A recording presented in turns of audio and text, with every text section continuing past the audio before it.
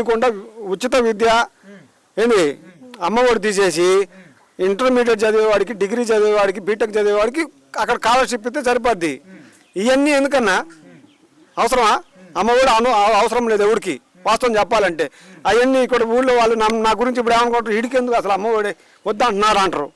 ఆలోచిద్దరు, అవసరం లేదు అమ్మఒడి. బొల్లో గుడ్డలు ఎత్తండు, చెక్కీలు పెడతాడు, అట్టిపండు ఎత్తండు, అన్నం పెడతాడు, బూట్లు కాంచి, సాక్షులు కాంచి, పుస్తకాలు కాంచి అన్ని ఎత్తండు. ఇంకా అమ్మఒడి ఎందుకు వీళ్ళకి? నేను ఆ మాట ఇక్కడ ఉన్న నన్ను కొడతారు కూడా ఇప్పుడు. మాట చెబుతున్నా, అన్ని ఇచ్చినప్పుడు అమ్మఒడి ఎందుకయా? అవసరం లేదు అమ్మఒడి.